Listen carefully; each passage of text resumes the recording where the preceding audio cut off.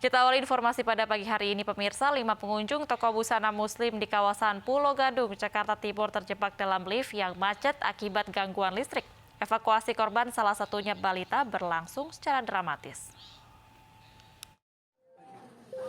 Ini adanya aja dulu. Petugas damkar menerima laporan sejumlah orang yang terjebak dalam lift di salah satu toko busana muslim di kawasan Pulo Gadung Sabtu petang. Dari 5 pengunjung yang terjebak dalam lift, salah satunya masih balita. Proses evakuasi sempat mengalami kendala lantaran kunci master lift rusak sehingga tidak bisa digunakan. Petugas memutuskan membuka paksa lift dan berhasil mengevakuasi ke-5 pengunjung. Diketahui lift macet bersamaan dengan padamnya listrik di area gedung. Di antara lantai 1 dan lantai 2. Nah, untuk genset sebenarnya udah running, udah on posisinya, udah hidup, cuman ngetrip kelihatannya nggak kuat. Jadi sehingga makanya berhentinya di posisi pertengahan antara lantai 1 dan lantai 2. Meski sempat terjebak sekitar 20 menit, kondisi seluruh korban dalam keadaan baik. Dari Jakarta, Rio Manik, iNews melaporkan. Selanjutnya, pemirsa, petugas suku dinas pemadam kebakaran Jakarta Timur ini mengevakuasi kartu ATM yang terjatuh di gorong-gorong. Proses evakuasi dilakukan petugas dengan mengangkat beton gorong-gorong menggunakan peralatan evakuasi. Oke. Evakuasi. Petugas damkar menurunkan peralatan lengkap untuk membongkar tutup gorong-gorong demi mencari sebuah kartu ATM yang terjatuh. Sejumlah petugas datang ke lokasi setelah mendapat pengaduan dari warga. Pengambilan kartu ATM ini berlangsung di Jalan Matraman Raya, Matraman, Jakarta Timur, dan menarik perhatian warga. Evakuasi memakan waktu 15 menit hingga kartu ATM akhirnya berhasil dikembalikan kepada pemiliknya.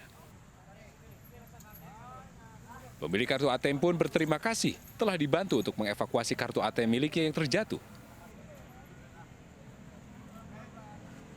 Terima kasih pada dinas pemadam kebakaran dan pelaku. Kita menantikan mendapatkan kembali ATM saya yang jatuh.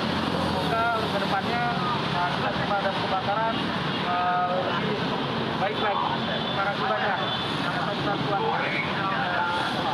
Ya, tadi kami pada pukul 16.05 dapat informasi adanya warga yang melaporkan sebuah kartu ATM jatuh ke selokan dan selokan itu tertutup oleh beton sehingga melakukan kebakaran. Dan kami dari damkar langsung merespon laporan warga tersebut dan kami langsung hadir ke lokasi. Alhamdulillah lokasi tidak jauh dari kantor Sudin sehingga kami langsung melakukan evakuasi. Selain mengatasi masalah kebakaran, petugas pemadam kebakaran juga sudah terbiasa menerima pengaduan dari warga yang membutuhkan bantuan melalui call center 112.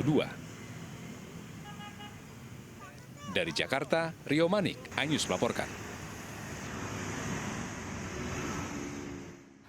Selanjutnya, pemirsa, seorang perempuan diduga mencuri telepon genggam dari rumah warga di Kebayoran Lama, Jakarta Selatan. Pelaku ditangkap warga dan dibawa ke kantor polisi.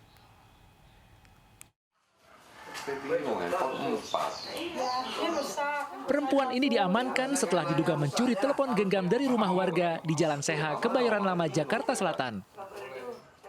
Polisi yang datang kemudian melakukan penggeledahan. Polisi menemukan 4 buah telepon genggam dari dalam tas pelaku. Diduga perempuan berinisial A ini mencuri telepon genggam penghuni rumah yang sedang mengisi daya dengan modus pura-pura bertamu. Untuk membuktikan perbuatan pelaku, polisi melakukan olah tempat kejadian perkara di rumah korban. Ibu yang ngobrol juga sama ibu, tahu-tahu pagi subuh ibu mau sholat, dia udah nggak ada, pintu udah ngablak. Ya udah pas saya dibangunin, handphone udah nggak ada.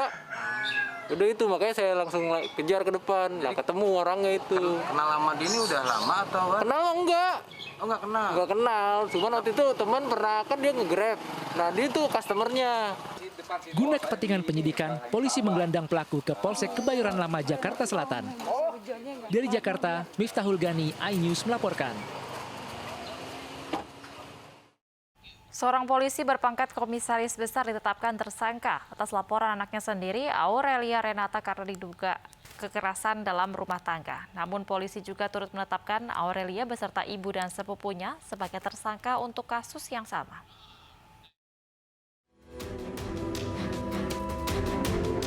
Drama saling lapor antara bapak dan anak terkait kasus kekerasan dalam rumah tangga berujung keduanya ditetapkan sebagai tersangka. Setelah sebelumnya Kombes Rahmat Widodo ditetapkan sebagai tersangka atas kasus KDRT, anaknya Aurelia Renata beserta ibu dan sepupunya juga ditetapkan sebagai tersangka untuk kasus yang sama setelah dilaporkan balik oleh sang ayah. Kini Polres Jakarta Utara telah menyerahkan berkas laporan ke pihak kejaksaan. Keduanya sudah kami proses secara hukum untuk terlapor RW sudah tahap 2 sudah kita serahkan ke kejaksaan, kemudian untuk yang tersangka A dan H sudah kita limpahkan ke kejaksaan. Demikian. Terima kasih. Dan kalau yang terlapor A sebagai apa dan terlapornya apa dan tuduhannya? Sama. KDRT kemudian pasal 351 juga. Oh, jadi dua-duanya KDRT laporannya? Ya. Sebelumnya pada Juli 2020 lalu, postingan Instagram @AureliaRenata viral di media sosial. Aurelia mengunggah rekaman suara saat ayahnya, seorang perwira polisi, diduga melakukan kekerasan terhadap Aurelia dan keluarganya. Dalam unggahan Instastory-nya, Aurelia juga menjelaskan jika ia dan sepupunya dianiaya oleh ayahnya. Tidak hanya itu, handphone Aurelia juga pecah akibat dibanting. Menurut Aurelia, penganiayaan dilakukan karena ayahnya selingkuh. Tim Liputan iNews melaporkan.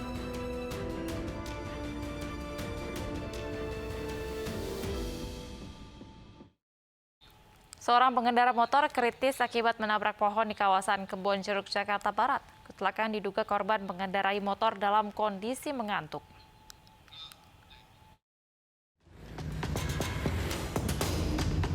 Sejumlah pengendara yang melintas di Jalan Panjang Kebonjeruk, Jakarta Barat Sabtu pagi dikejutkan dengan tubuh seorang pengendara motor tergeletak kritis di pinggir jalan. Korban diduga mengalami kecelakaan tunggal menabrak pohon di lokasi. Menurut saksi, korban diduga dalam kondisi mengantuk dan tidak bisa menguasai kendaraan saat mobil di depannya berputar dari arah berlawanan. Polisi yang tiba di lokasi langsung mengidentifikasi korban. Dia naik motor, awalnya pelan, cuma tiba-tiba ngegas kenceng. Oh gitu. Terus bosan ke sini nabrak pohon, motornya mental kemana, orangnya kemana, beda arah. Dengan dibantu warga, korban langsung dibawa ke rumah sakit. Sementara motor korban diamankan petugas ke kantor unit Laka Lantas Jakarta Barat. Dari Jakarta, Sofyan Firdaus, iNews melaporkan.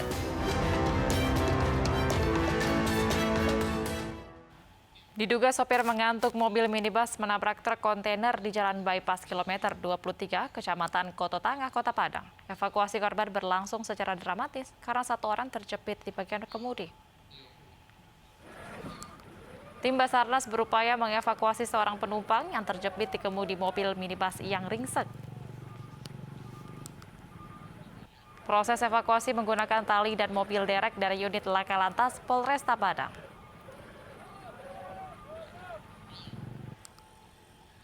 Setelah 1 jam, korban berhasil dievakuasi. Korban kemudian dilarikan ke rumah sakit karena mengalami luka parah di bagian kepala dan kakinya. Selain satu korban terjepit, 3 korban lainnya alami luka ringan. Peristiwa terjadi saat minibus melaju dari arah Bandara Internasional Minangkabau, Padang Pariaman menuju Pelabuhan Teluk Bayur. Diduga sopir minibus mengantuk sehingga menabrak truk kontainer di depannya. Kita langsung diperintahkan oleh pimpinan untuk melaksanakan evakuasi. Penanganan yang kita berikan yaitu vehicle accident rescue atau penanganan khusus terhadap kecelakaan jalan raya. Untuk jumlah korban ada 4 orang, 3 orang luka ringan dan kita larikan ke Puskesmas Anak Air. 1 orang luka berat kita larikan ke rumah sakit. Kali ini informasi dari Sumatera Barat, pemirsa. Seorang pemuda di Bukit Tinggi nyaris jadi bulan-bulanan warga setelah diduga membawa kabur anak di bawah umur. Pelaku juga menyekap korban di sebuah hotel untuk diperkosa berulang kali.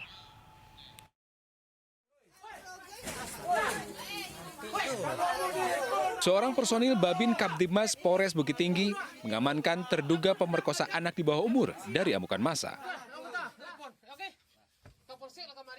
Meski sudah dicegah petugas, masih ada warga yang berupaya main hakim sendiri dengan terduga pelaku. Menurut keluarga korban, terduga pelaku yang merupakan karyawan pedagang nasi goreng membawa kabur korban yang masih berusia 15 tahun. Korban dibawa kabur dari sekolahnya di sebuah madrasah Kabupaten Agam dan disekap di hotel untuk diperkosa berulang kali. Anak ini baru kelas 1 sekolah, karena tidak dapat mobil, bapak kan tuh dijemput oleh laki-laki ini langsung dibawa ke hotel. Lantas pintu hotel dikunci, lantas dilakukan pemerkosaan di dalam hotel. Terus setelah dilakukan pemerkosaan, yang si anak ditinggalkan dia pergi, terus diantarkan lagi membawa nasi, terus dilakukan berulang-ulang. Kepolisian Polsek Kota Bukit Tinggi menyebutkan terduga pelaku dan korban sempat terekam kamera pemantau di toko baju kawasan Jambu Air. Keluarga korban yang melaporkan anaknya tidak pulang akhirnya menemukan identitas pelaku. Pelaku pun tak dapat mengelak setelah melihat rekaman kamera pemantau dan pengakuan korban. Dengan pengawalan ketat, polisi membawa pelaku ke Polres Bukit Tinggi untuk diproses secara hukum. Dari Bukit Tinggi, Sumatera Barat, Wahyu Sikumbang, Anyus melaporkan. Sementara itu, pemirsa, Kementerian Pemberdayaan Perempuan dan Perlindungan Anak menurunkan tim pencari fakta untuk menyelidiki kasus dugaan pencabulan yang dilakukan ayah kandung terhadap 3 orang anak kandungnya di Kabupaten Luwu Timur, Sulawesi Selatan. Tim akan berkoordinasi dengan unit PPA Provinsi dan LBH, termasuk mengunjungi rumah korban.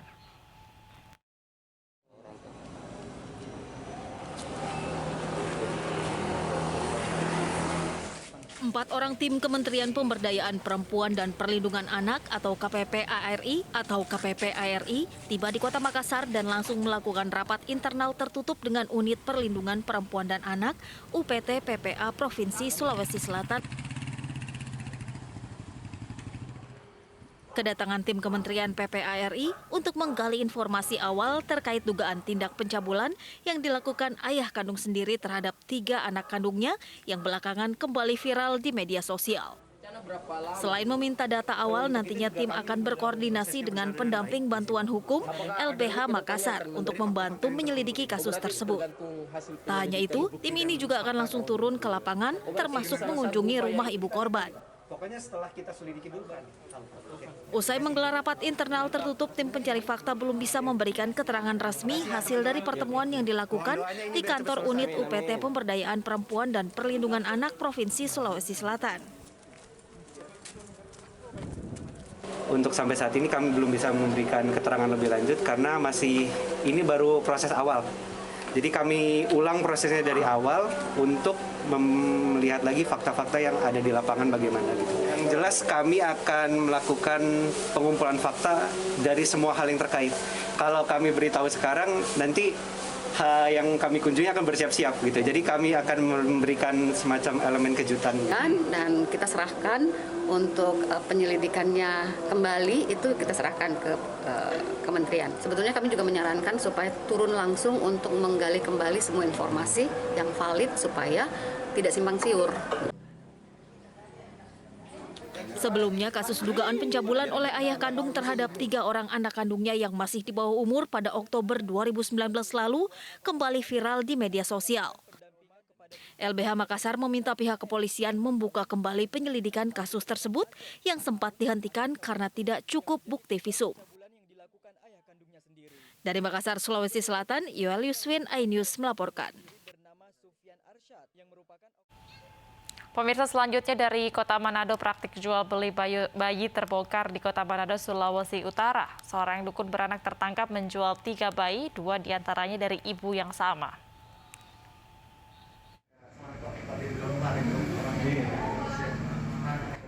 Bayi ini menjadi korban perdagangan di Manado, Sulawesi Utara. Bayi dan ibunya kini dalam perlindungan Dinas Pemberdayaan Perempuan dan Perlindungan Anak Provinsi Sulawesi Utara. Sebelumnya bayi yang dijual dukun beranak ditemukan polisi pekan lalu di wilayah Minahasa Utara. Ibu bayi berinisial M masih berusia 20 tahun dan sudah 2 kali menjual bayinya. M tak bisa membayar persalinan sehingga dukun beranak menjual bayinya kepada orang lain. Anak pertama dijual 1 juta rupiah, namun korban hanya menerima 50.000 rupiah saja dari pelaku. Sedangkan anak kedua dijual seharga 2 juta rupiah dan korban hanya menerima 1 juta rupiah. Anak pertama laki-laki dan cuma kasih 50, baru dapat doi orang anak kasih panjang 1 juta. Untuk yang pertama yang laki-laki itu dia? Ada di lain sekali. Oh iya.